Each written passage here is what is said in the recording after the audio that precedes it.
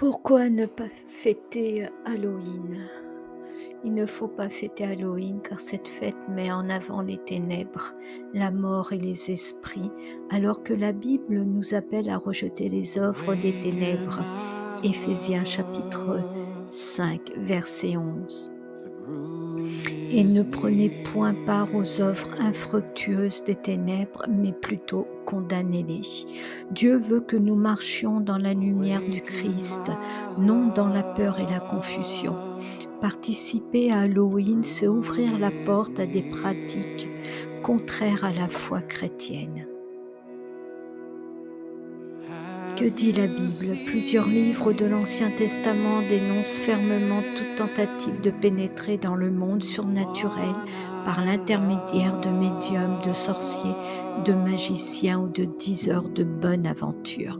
Have you seen Dans Deutéronome chapitre him? 18, versets de 9 à 14, His lorsque tu eyes sauras entrer like dans le pays que l'Éternel ton Dieu te donne, tu n'apprendras point à imiter les abominations de ces Have nations-là, you qu'on se trouve, seen qu'on ne trouve chez toi personne qui fasse passer son fils ou sa fille par le feu, personne qui exerce le métier de devin, d'astrologue, d'augure, de magicien, d'enchanteur, personne qui consulte ceux qui évoquent les esprits ou disent la bonne aventure, personne qui interroge les morts.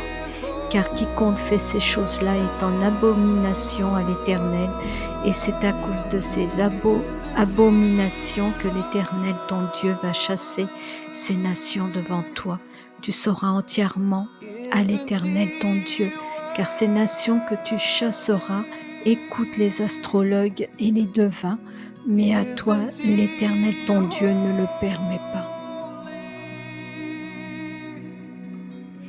Si quelqu'un s'adresse aux morts et aux esprits pour se prostituer après eux, je tournerai ma face contre cet homme. Je le retrancherai au milieu de son peuple, et vous serez rejetés par le Seigneur. Dans Lévitique chapitre 20, verset 6, il fit passer ses fils par le feu dans la vallée, des fils de Hinnom. Il observait les nuages et les serpents pour en tirer des pronostics. Il s'adonnait à la magie et il établit des gens qui évoquaient les esprits et qui prédisaient l'avenir. Il fit de plus en plus ce qui est mal aux yeux de l'Éternel afin de l'hériter. Dans le Nouveau Testament, le livre des Actes enregistre plusieurs cas où des personnes qui pratiquaient la magie ou ont renoncé à leur ancienne habitude en donnant leur vie à Jésus-Christ. Dans Actes chapitre 19, verset 19, et l'histoire de Simon le magicien dans Acte 8, que je vous invite à lire. Actes chapitre 19, verset 18 à 19. Cet homme ayant acquis un champ avec le salaire du crime est tombé et s'est rompu par le milieu du corps et toutes ses entrailles se sont répandues.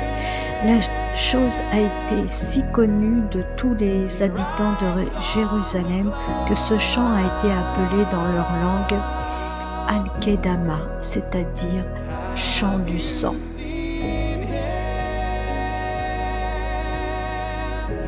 Dans 1 Corinthiens chapitre 10, versets 21 à 22, il est dit « Vous ne pouvez boire la coupe du Seigneur et la coupe des démons.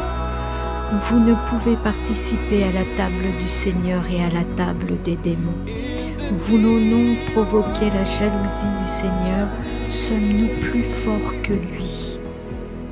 Ce qui veut dire que vous choisissez ou le bien ou le mal. En conclusion, en effet, ce n'est pas contre l'homme que nous avons à lutter, mais contre les puissances, contre les autorités, contre les souverains de ce monde de ténèbres, contre les esprits du mal dans les lieux célestes. Éphésiens chapitre 6, verset 12. Dans Éphésiens chapitre 6, verset 11, Il est dit, revêtez-vous de toutes les armes de Dieu, afin de pouvoir tenir ferme contre les manœuvres du diable. Se vêtir des armes de Dieu, c'est se protéger avec le casque du salut, le bouclier de la foi, la ceinture de vérité, la cuirasse de la justice, avec les chaussures de la préparation de la paix, avec l'épée de l'esprit, l'esprit qui nous aide quand nous rencontrons des choses mauvaises et des situations difficiles. Priez en esprit et être protégé de toute tentation.